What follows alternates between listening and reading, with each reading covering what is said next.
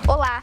Hoje temos matéria especial no JTT Indigenista. Venha junto com a outra informação. Cine lança nota sobre assassinatos de indígenas Guajajara, no Maranhão, e Tuiuca, no Amazonas. Fórum Justiça protocolo no MPF material e informações sobre violações aos povos indígenas do Rio Grande do Sul durante a ditadura civil-militar. MPF pede cancelamento urgente de processos minerários em 48 terras indígenas no Pará.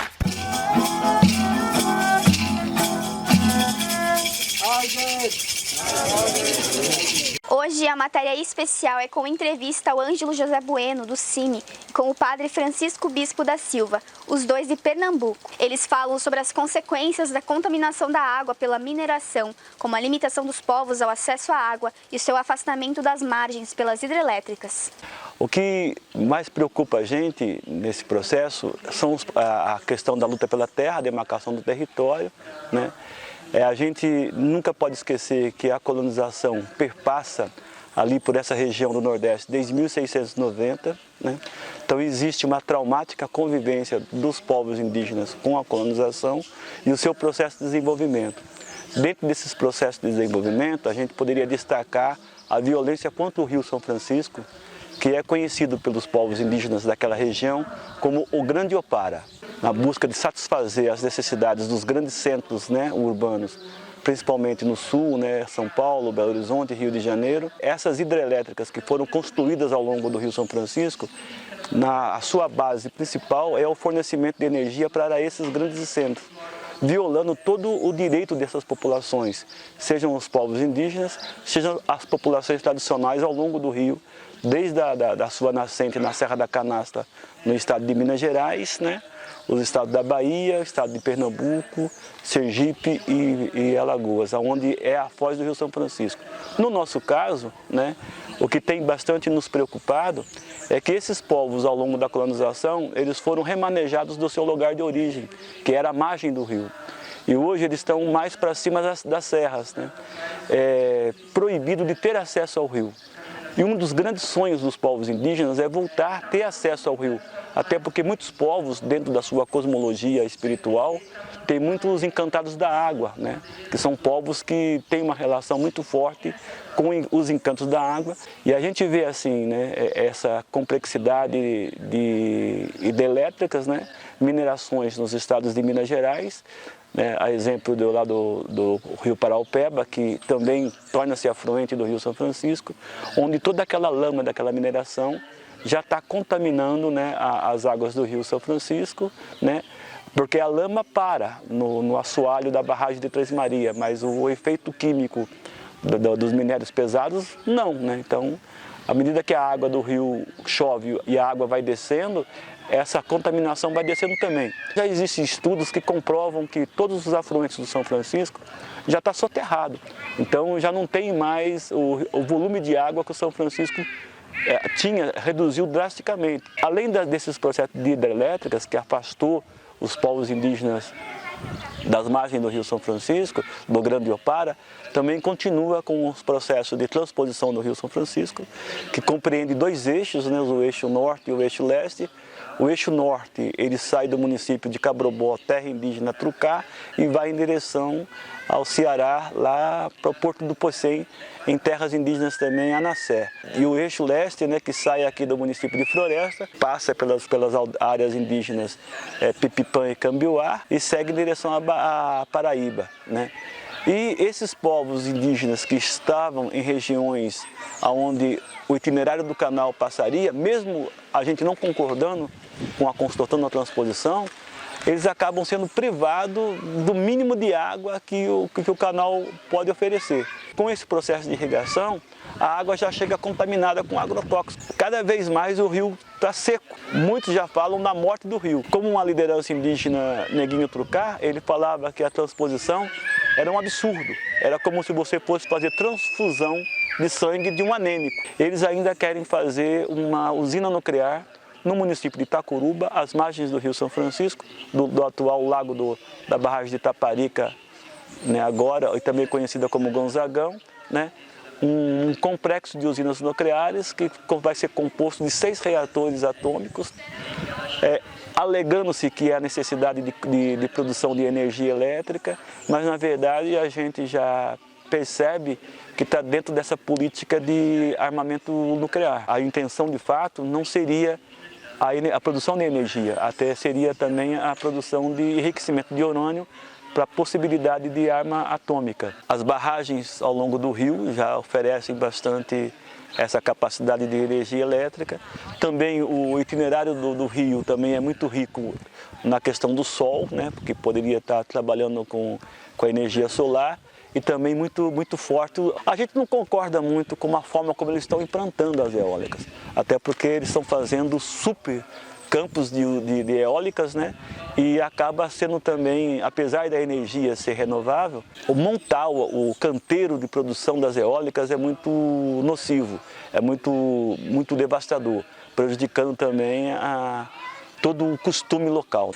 Esses empreendimentos dificultam o processo de demarcação territorial, gera violência, perseguição, né? Os grandes coronéis ainda permanecem com as suas descendências familiares na região, impondo o ritmo econômico, impondo o ritmo político, né? Muita violência e muita criminalização das lideranças, sejam elas indígenas ou de outros movimentos sociais, que ousam não concordar com o processo de desenvolvimento. Nós temos hoje no Nordeste, né, especialmente em Pernambuco, 14 lideranças ameaçadas, que são protegidas diretamente pelo Programa de Direitos Humanos. Dentre elas tem 10 pancararu, um chucuru, um trucá, que hoje não pode mais morar dentro da área por conta das ameaças, e também um pancará entre serras, né? E essa realidade de criminalização contra as lideranças afeta diretamente a vida dessas pessoas, porque elas são obrigadas muitas vezes a não exercer sua cidadania, tendo que sempre andar com segurança, sempre andarem protegidos, né, por conta da discriminação, por conta muitas vezes da luta, né, contra o território, contra a proteção dos seus direitos. Quando falamos também em criminalização, nós lembramos, né, os vários ataques que são sofridos dentro dessas áreas. Podemos citar um caso bem concreto que está acontecendo em Pernambuco, né, é o caso Pancararu, onde com a desintrusão da terra, várias lideranças foram ameaçadas. A forma como foi feita a reintegração de posse, ou seja, a desintrusão da terra, foi feita de forma arbitrária, colocando a vida das lideranças desse território em risco. Poceiros não aceitaram, né, sair da terra. Hoje eles procuram destruir as casas que foram construídas, que já foram indenizadas, procuram envenenar a água que passa para dentro da comunidade, para dentro do povo. Recentemente nós tivemos casos de casas sendo destruída por ele, para que os indígenas não ocupassem essas casas depois dessa intrusão. Temos casos de cercas sendo cortadas por eles também, para que os indígenas não tenham suas áreas de produção orgânica, não tenham suas áreas de produção de alimentação. E situações como nós temos também no norte da Bahia, do povo Cariri Chocó, que estão reivindicando um espaço que é deles, que eles consideram um espaço sagrado de seus ancestrais, uma antiga cachoeira que hoje se tornou uma grande barragem lá em Paulo Afonso, norte da Bahia, e que eles ocuparam uma área lá e estavam fazendo uma transformação dessa área e foram expulsos dessa área, sofrendo uma violência por parte das autoridades locais naquele local, que foi dolorosa para quem via, para quem assistia, até para a vida desses indígenas que hoje continuam lá. E foi justamente uma área que eles ocuparam, que era de uma empresa que não tinha nenhuma regulamentação documentária de propriedade, e os índios ocuparam porque o espaço estava totalmente desocupado, né? Ou seja, sem nenhuma atividade, e eles começaram a ocupar esse espaço, fazer plantações orgânicas, morar nessas casas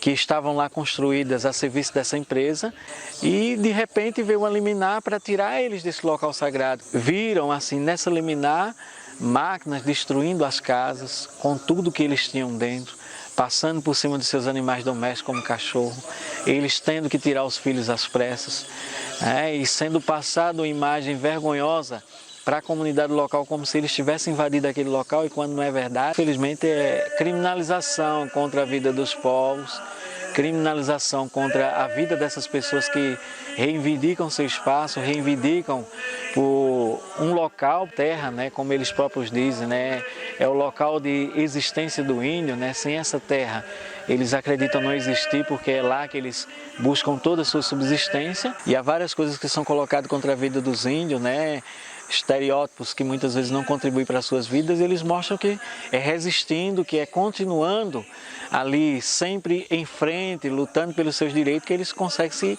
reafirmar na terra.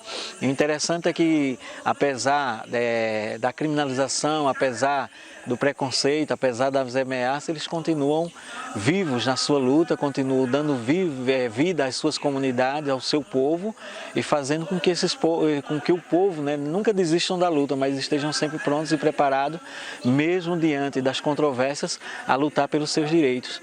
Porque a terra é importante e eles veem a terra como a garantia, né, da vida dos seus ancestrais, a vida dos encantados, a espiritualidade dos encantados, a vida de tudo aquilo que foi construído pelos seus antepassados, que não pode ser perdido.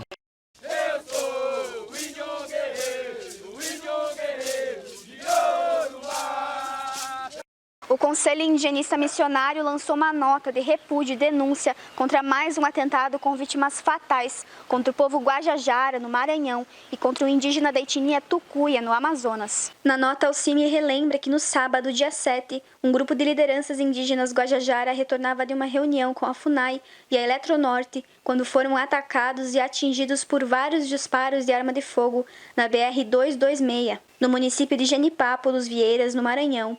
Os dois indígenas assassinados são os caciques Firmino Prachede Guajajara, da terra indígena Canabrava, e Raimundo Beonício Guajajara, da terra indígena Lagoa Comprida. Outros dois indígenas encontram-se gravemente feridos. Os disparos foram praticados por criminosos que estavam em veículo Celta Branco. Em 1º de novembro, a liderança Paulo Paulino Guajajara foi assassinada dentro da terra indígena Araribóia, também no Maranhão, atacado por invasores durante a emboscada onde Laércio Souza Silva Guajajara acabou alvejado no braço e nas costas, mas felizmente sobreviveu. Até esta data, o crime não foi solucionado e os criminosos seguem não identificados e presos. A nota ainda ressalta que na segunda-feira, dia 2 de dezembro, foi vítima de espancamento e violência extrema o indígena Humberto Peixoto, do povo Tuiuca, no Amazonas, que trabalhava na Caritas Arquidiocesana.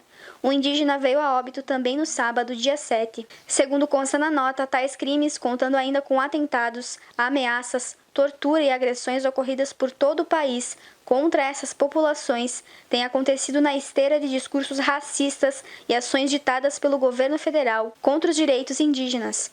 O presidente Jair Bolsonaro tem dito e repetido em vários espaços de repercussão nacional e internacional que nenhum milímetro de terra indígena será demarcado em seu governo, que os povos indígenas teriam muita terra e que atrapalham o progresso no Brasil. Bolsonaro repetiu esse discurso na abertura dos trabalhos das Nações Unidas em setembro desse ano, quando várias terras indígenas ardiam em fogo, principalmente na região da Amazônia. Também no mês de setembro, o ministro de Minas e Energia disse que estava preparando um projeto de lei para ser enviado ao Congresso com o objetivo de regulamentar a exploração de minérios e outras atividades da agropecuária nos territórios indígenas. Leia a nota completa no site cimi.org.br.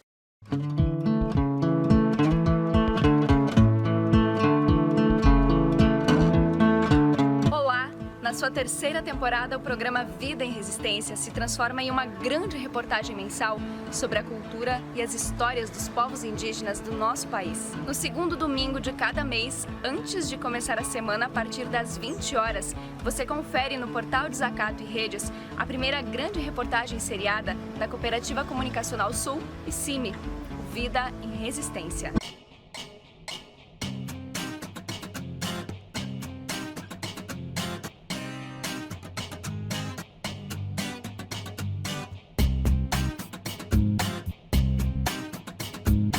Na apresentação, Júlia Sajorato, uma produção da Cooperativa Comunicacional Sul e realização do Conselho Indigenista Missionário CIMI-Sul. Os verdadeiros donos da terra, o seu passado, o seu presente e a sua sabedoria para construir o futuro da humanidade. Vida em Resistência.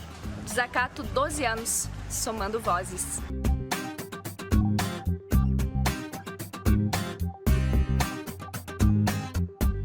No Dia Internacional dos Direitos Humanos, dia 10 de dezembro, o Fórum Justiça, uma articulação pela democratização do sistema de justiça, se reuniu com o Procurador da República, Pedro Nicolau, que está à frente dos procedimentos sobre as violações contra os povos indígenas do Rio Grande do Sul durante a ditadura civil-militar. Na oportunidade, juntaram documentos da CPI que aconteceu na Assembleia Legislativa do Estado entre os anos 1967 e 1968. Também sugeriram pessoas a serem ouvidas, entre indígenas e missionários que viveram aquele período. O texto é de Rodrigo de Medeiros Silva, membro do RENAP. Os documentos da CPI em questão trazem a realidade do arrendamento forçado, indícios de desvios de recursos, retirada de madeiras das áreas indígenas e expropriação dos territórios destes povos. Citam, inclusive, empresas e famílias envolvidas nesta prática de retirada de madeiras. Uma informação importante trazida é o tamanho das terras indígenas do início do século, que em 1968 foram em muito reduzidas e hoje mais ainda. O parecer do relator aprovado na CPI da época, o deputado Plínio Dutra, remenda que as dimensões dos territórios deveriam retornar ao que eram em 1913. 34.908 hectares em Nonoai, 23.187 hectares em Guarita, 5.859 hectares em Acorá, 11.950 hectares em Serrinha, dentre outras. A petição do Fórum Justiça pede para que o Ministério Público Federal veja quais eram as dimensões das terras indígenas anteriormente e verifique as dimensões que agora estão sendo demarcadas para se estimar o tamanho da violação sofrida e o que precisa ser feito. Há outros crimes sofridos nesse período, constantes em outros documentos e que podem também ser auferidos por depoimentos. Participaram da reunião no Ministério Público pelo Fórum Justiça Júlio Alt, Acesso, Cidadania e Direitos Humanos, Roberto Libgotti, do CIMI, e Rodrigo de Medeiros, do RENAP. Eu sou o índio guerreiro de Yorubá.